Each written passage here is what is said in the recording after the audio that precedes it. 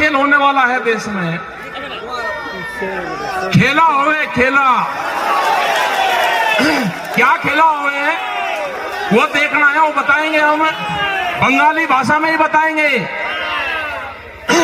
जब भारत सरकार 5 लाख से ज्यादा लोगों से नहीं डर रही, जो दिल्ली के चारों तरफ डेरा डालने बैठे हैं, जिसने पक्के मकान सड़कों के ऊपर बना दिए, तो आपका क्या खेल करेगी सरकार, वो हम बताते हैं क्या होगा बंगाल के साथ में।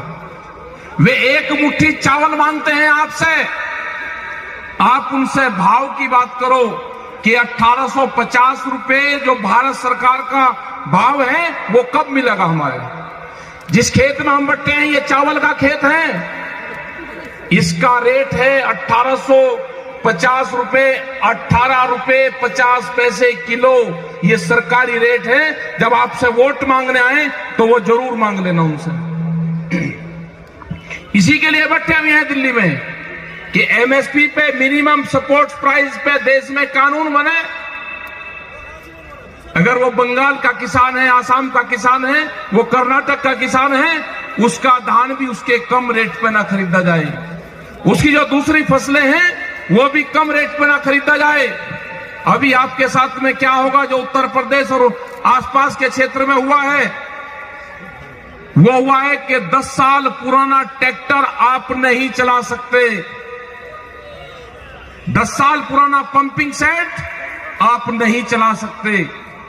आपके यहां 15 साल का होगा भी, 15 साल में जो भी डीजल से चलने वाला सिस्टम है आपका, वो आपके यहां पे बंद है। आपके साथ में क्या होगा जब सरकार, भारत सरकार कई लाख किसानों के कब्जे में नहीं आ रही अभी पिछले 100 दिन से, आपके साथ में 2 खेल होंगे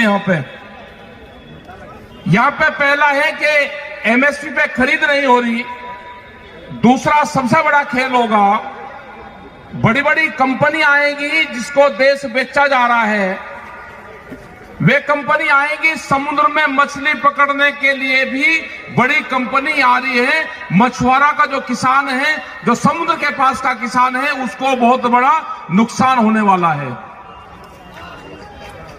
उसके बाद में नुकसान होगा जो आपके घर के बाहर गड्ढे बने हैं जिसमें आप मछली पकड़ने का काम करते हो, घर के घर में ही, ये पूरे बंगाल में है, ये बंद होंगे। वो कानून भी आएगा, जैसे दूध पे कानून आ रहा है कि डब्बे के अंदर एक किसान अपने पड़ोसी को भी दूध नहीं बेच सकता, ऐसे ही यहां पे भी ये कंपनियां काम करेंगी। क्या किसान जिंदा रह सकता है? ये बड़ी बड़ी कंपनियों के हवाले देश को करा जा रहा है। अगर किसी पार्टी की सरकार होती तो वो बात कर लेती, ये पार्टियों की सरकार नहीं, सरकार को कंपनी चलाती है। बड़ी बड़ी कंपनियां हैं जो सरकारों को चलाने का काम कर रही है। वॉलमार्ट जैसी कंपनी आ रही है, अडानी जैसी कंपनी आ रही है, जिसके हाथ में पूरे के पूरे विभाग बेच दिए, टेलीकॉम बेच दिया, हवाई जहाज बेच दिए, एयरपोर्ट बिक गए, रेलवे बिक रही है। अब अगला काम किसानों का है, किसानों का। पिछले 100 दिन से किसान बैठे हुए हैं, देश का किसान, कई लाख आदमी बैठे हुए हैं, 300 के आसपास लोग हमारे शहीद हो गए हैं। उसके बाद में भी सरकार बात करने को भी अभी तैयार नहीं है। ये आंदोलन पूरे देश में खड़े करने पड़ेंगे, ये आंदोलन डिस्ट्रिक्ट वाइज खड़े करने पड़ेंगे। आपको बैरिकेडिंग और बैरियल तोड़ने पड़ेंगे, बड़े आंदोलन होंगे। ये आंदोलनकारियों की धरती है। आपको आंदोलन, लड़ाई आपको लड़नी पड़ेगी। वो लड़ाई बाद की होगी, पहले यह है कि यहां पे इलेक्शन है, जब यहां पर आए तो प्रेस के लोग और सब लोग इलेक्शन की बात जरूर करेंगे। हमारे संयुक्त मोर्चे ने तय करा है कि हम बंगाल में जाएंगे, बंगाल के लोग उस अपील करेंगे कि आप दिल्ली आकर आंदोलन नहीं कर सकते, आपके वहां पे इलेक्शन है, आप बीजेपी को हराने का काम करो। आप उसको वोट मत दो, उसको हराने का काम करना। वोट आपको किसको देनी है वो अपने आप तय कर लेना।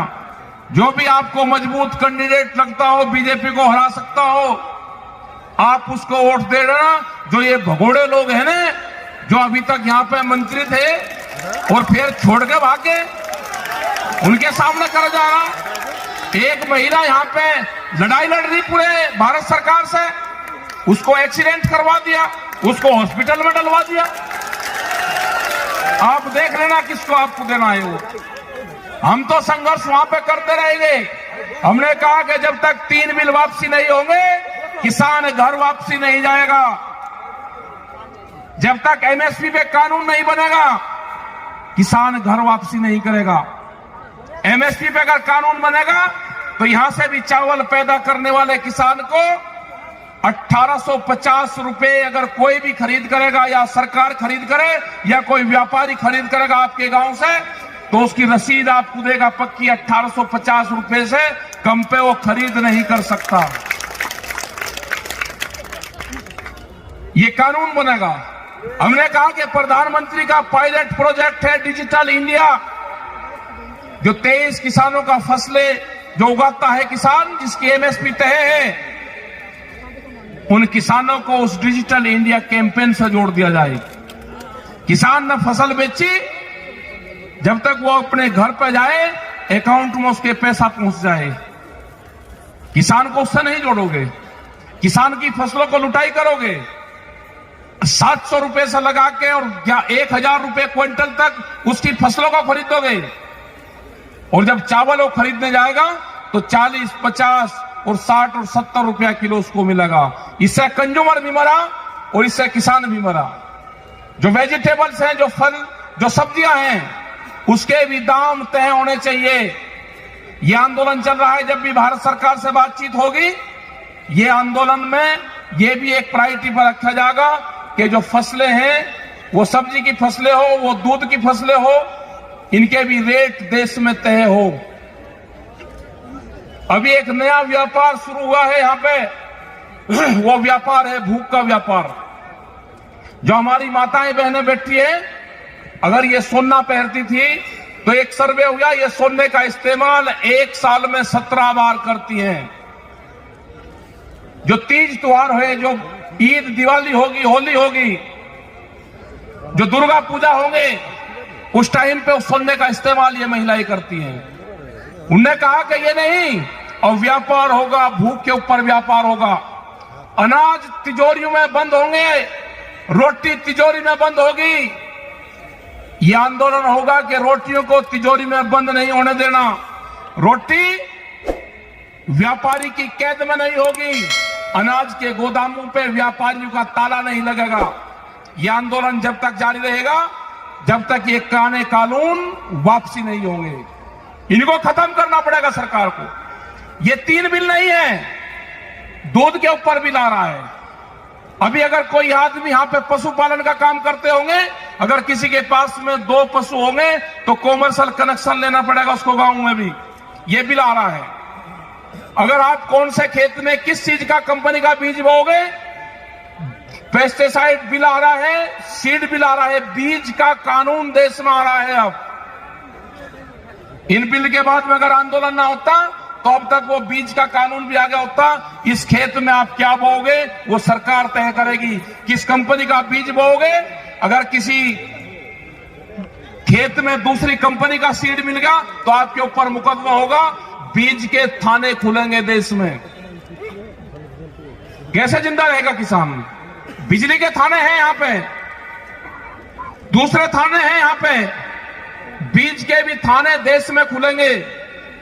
अगर किसी के पास में पंपिंग सेट है और वो 10 से 15 साल पुराना है, वो तोड़े जाएंगे, उस पर जुर्माना नहीं होगा। अगर ट्रैक्टर या कोई भी इक्विपमेंट खेत में या कहीं पे भी चलने वाला है, वे तोड़े जाएंगे, वे स्क्रैप में बिकेंगे। तो ये सारे कानून आ रहे हैं। अगर देश का किसान अब की बार इस आंदोलन से पीछे रहा तो ये देश की जनता हारेगी, देश का किसान हारेगा, देश का नौजवान हारेगा। ये लड़ाई जारी है। इस लड़ाई में सब लोगों को साथ देना चाहिए।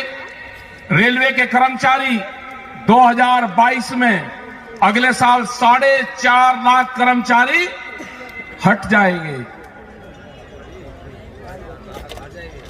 वॉलमार्ट जैसी कंपनी आ रही है, उसके पास में 10,000 पानी के जहाज हैं।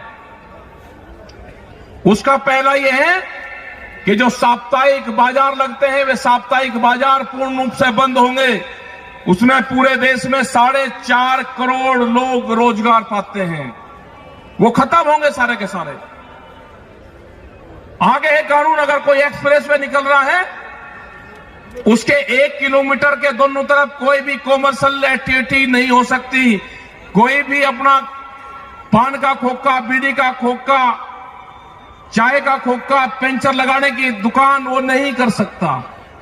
उसको लाइसेंस लेना पड़ेगा, जैसे पेट्रोल पंप का लाइसेंस मिलता है। ये भी कानून आ रहा है। तो करीब 40 से ज्यादा कानून अभी देश में इस तरह के आने वाले हैं। उससे देश नहीं बचने वाला, बर्बाद होगा पूर्ण रूप से। और ये सारी की सारी जमीनें हमारी कंपनियों के पास में जाएगी।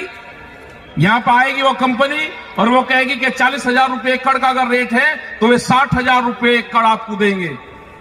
तो किसान उसको तुरंत देगा और वो एग्रीमेंट होगा आपका 30 से 40 साल का। हमारे लोग शहरों में शिफ्ट होंगे, अपने गांव में ही कहेंगे 60,000 रुपए एकड़ का बहुत है।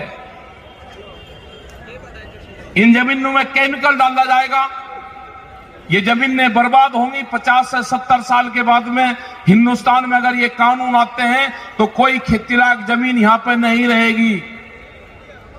यहां पर इंडस्ट्रीज लगनी है, उसके लिए सस्ता मजदूर चाहिए और मजदूर आवेगा गांव से, मजदूर आवेगा खेती से। ये इसलिए पूरा प्रोग्राम चल रहा है।